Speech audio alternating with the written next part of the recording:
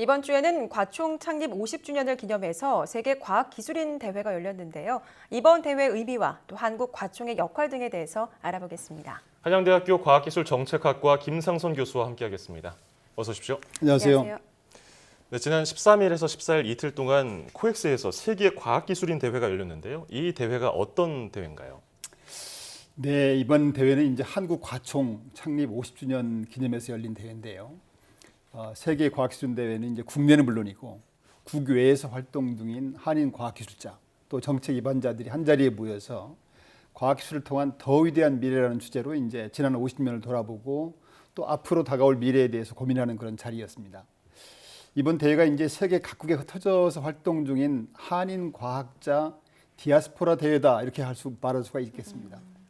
이번 대회에서는 이제 저명 인사 기조 강연이라든가 대한민국 과학기술의 과거와 미래에 대한 어떤 톡 콘서트라든가 또 주요 분야별 심포지움, 또 기술 분야별 심포지움 이런 것들이 개최되었고요.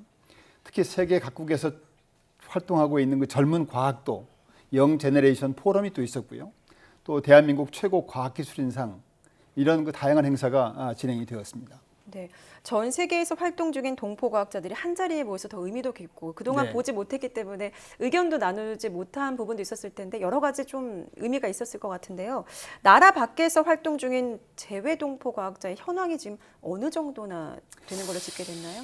네, 현재 전 세계 각국에서 활동하고 있는 재외과학자 전체 규모는 명확히 물론 파악하기 힘들겠죠. 예. 그런데 이제 각 그 미국이나 EU나 일본이나 중국 이런 나라의 재외 동포 과학자 협회라는 단체가 구성이 되어 있어요. 그래서 거기에 이제 정식으로 등록되어서 활동하시는 과학자분들이 지금 대략 한 18개국에서 2만여 명이 지금 참석을 하고 있습니다. 예. 물론 실제는 이보다 훨씬 더 많은 규모라고 생각이 되고 있습니다. 예를 들어서 이제 전 세계 과학기술 투자의 한 50%, 한 40%쯤 쓰고 있는 미국 과학기술 강국인 미국의 경우는 재미 한인 과학기술인 협회에 약 한 7천여 명의 동포과학자가 지금 참여를 하고 있고요. 전 주에서 있는데 매년 한 1,000여 명 정도가 모여서 한미 학술대회를 UKC라고 하는데요. 개최해서 이제 과학기술자라든가 정책 입안자들이 한 자리에 모여서 교류하고 있고 또 수학 경시대회라든가 장학사업 같은 걸 또 해요. 그래서 이제 교포사회에서 과학기술계뿐 아니라 교포사회의 어떤 구심점 역할을 담당을 하고 있고요. 미국 이외 지역에서도 유사한 활동들을 하고 있는데 예를 들어서 이제 EU 같은 경우는 미국보다는 규모들이 작을 거 아니겠습니까? 그러니까 영국, 독일, 프랑스, 스위스 이런 나라들이 모여가지고 EKC라고 해서 이제 유럽 코리아 학술대회를 하고 있고요. 아시아권에서는 이제 일본이라든가 중국, 대만 이런 나라들이 모여서 또 아시아 한국 학술대회 이런 활동들을 하면서 양국 간의 교류 협력 방안을 논의하고 있습니다. 예. 이 외에도 이제 특히 젊은 과학자를 대상으로 해서 영 제너레이션 포럼이라고 YG 포럼이라는 걸 개최하고 있는데요. 이게 굉장히 의미가 큽니다. 국내외 많은 과학자들이 모여서 세계화 시대에 우리나라가 과학을 선도할 수 있는 방안을 많이 마련할 수 있었을 것 같은데 네. 어떤 내용들이 주로 오갔나요? 이제 예전에 저희가 70년대, 80년대에는 우리 과학기술계에서 제일 필요한 것들이 해외 인재 유치였습니다. 예. 근데 정작 이제 해외 과학기술계에 직접적으로 이렇게 교류할 수 있는 창구가 없다 보니까 해외 우수 인재 유치가 상당히 어려웠어요.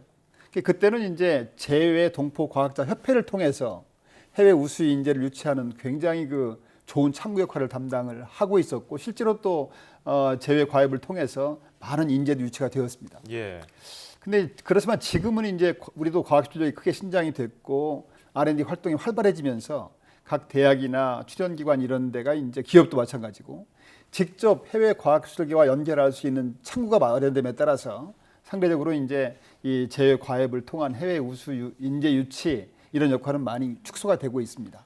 그렇지만 우리가 이제 필요한 기술을 찾는 일이라든가 또 우리가 개발한 기술을 해외에 세일즈하는 기술이 필요한 그 유저를 찾는 역할을 한다든가 또 공동 연구 파트너를 찾는다든가 또 관련 정보를 찾는 일 이런 어떤 다양한 협력 수요가 증대되고 있어서 앞으로도 아마 재외 과협, 동포 과학자를 통한 협력이 굉장히 중요할 것으로 보고 있습니다. 그러니까 이제 동포 과학자를 우리 과학기술 협력 파트너로 활용할 뿐 아니라 그 사람을 통해서 그 사람이 속해 있는 그 나라 과학기술계를 협력을 혁진할 수 있는 그런 것들이 저희들이 장점이라고 보고 있고요. 근데 한 가지 조심할 점이 있다면은 이제 그분들이 그 나라 국민으로 훌륭하게 지금 살고 있잖아요. 예. 그분들한테 피해를 주는 일은 없어야 되겠다. 그러니까 철저하게 우리나라와 그 나라 간에 윈윈할 수 있어야 되고 거기 있는 동포과학자한테도 도움이 될 수 있어야지 그냥 순수하게 뭐 애국심에 호소해서 협조해달라 이런 것은 좀 조심해야 되겠다 생각이 들고요.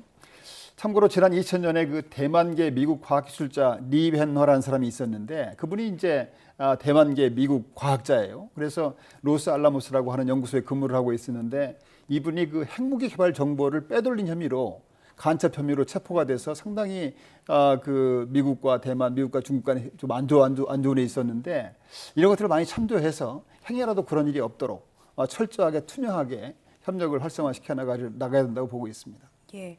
그리고 앞서서 젊은 과학자를 대상으로 한 포럼이 개최되고 있다고 이제 또 앞서 잠깐 네네. 언급을 해주셨는데 네. 젊은 과학자 관련 행사에 대해서 조금 더 자세히 좀 설명을 해주시죠. 해외 동포과학자는 사실 그 나라 국적을 소유한 그 나라 국민입니다. 우리 동포이긴 하지만 그럼에도 이제 그 1세, 1.5세 이런 분들 마음속에 어디엔가는 애국심이 숨어 있어요. 그래서 국내에 어려운 일이 있으면 어떻게든 이렇게 좀 돕기 위해서 적극 나서고 뭐 그런 형편인데요. 반면에 이제 거기서 태어난 그 우리 2세, 3세 이런 분들은 경우에 따라서는 우리말도 잘 못하고 철저하게 그 나라 국민으로 자라는 사람들이 많이 있습니다. 그러니까 대한민국이 그냥 남은 나라지요. 근데 이제 사실 어떻게 보면은 그 2세, 3세 이런 청년 과학도들이 그 나라 국민으로 훌륭하게 자라주는 것이 어찌 보면 우리나라한테 국익에 도움이 될 수도 있겠지요. 예. 그렇다고 해서 대한민국이 완전히 남은 나라가 된다든가 그래서는 또 안 될 거 아니겠습니까? 그래서 영 제너레이션 포럼은 바로 이런 그 재외 동포 청년 과학도를 대상으로 한 프로그램입니다. 이 사람들을 초청해서 우리나라에서 참여하는 그 청년 과학도하고 같이 한 5박 6일 일정을 보내면서 우리의 발전상도 보여주고 또 우리 문화도 익히고 또 국내의 네트워크도 만들어지고요. 그런 가운데서 이분들이 자기도 모르는 사이에 뿌리를 찾게 되고 그 한국 교포로서의 자긍심을 갖게 됩니다. 결국은 이분들이 나아가서는 이제 미래에는 양국 간 협력에서 어떤 중수적인 역할을 담당하지 않을까 이렇게 기대가 되고 있는데요. 그런 의미에서 볼 때는 이 영 제너레이션 포럼은 앞으로도 계속 이런 사업은 확대 발전시켜서 그 자라나는 2세로 하여금 대한민국과 그 나라 간의 협력의 어떤 역할을 잘할 수 있도록 지원하면 좋겠습니다. 예. 우리가 그들의 정체성을 강요해서는 안 되겠죠. 그렇기 물론입니다. 때문에 네. 이런 포럼이 그들을 협력의 장으로 나오게 하는데 아주 자연스러운 역할을 할 것 같습니다. 네. 이번에 한국과총 창립 50주년을 기념해서 열린 것으로 알고 있는데요. 네. 한국과총은 또 어떤 기관인가요? 한국과총이 이제 전체 풀네임이 한국과학기술단체 총연합회입니다. 아, 그렇군요. 보통 뭐 과총 또는 한국과총이라고 부르는데요. 과총이 이제 지금부터 50년 전, 그러니까 1966년 9월 24일 날 창립된 단체입니다. 어떻게 보면 지난 50년간 대한민국 과학기술 발전과 역사를 같이 해온 그런 기관이다. 그래서 과학기술계 중심 축 역할을 담당해오고 있는데요. 현재는 한 600여 개의 과학기술 전문 학술단체, 또 공공 및 민간 연구단체를 비롯해서 각 그 12개 각 시도 지역연합회, 지역과총이라고 그러는데요. 또 앞에서 말씀드린 18개국 제외과협 이런 회원단체를 가진 명실상부한 500만 과학기술인을 대표하는 기관이라고 볼 수가 있겠습니다. 한국과총은 지난 50년 동안의 그 한국과학기술계의 구심점 역할을 하면서 과학기술진흥법 제정이라든가 또 과학기술 전담부처의 설치라든가 연구활동 비용에 대한 면세 이런 정책을 제안하면서 과학기술 정책 발전을 견인해 왔고요. 또 과학기술 관련 학술단체 학술활동 지원이라든가 지역 과학기술 활동 지원, 또 글로벌 시대에 이제 전 세계 과학기술 협력 활동 지원 이런 것들을 쭉 추진해 온 그런 단체고요. 또 최근에는 이제 원로과학기술을 통한 어떤 봉사 활동도 지금 많이 하고 있고요. 현재 이제 강남구 역삼동에 지금 그 과학기술 회관에 지금 있는데요.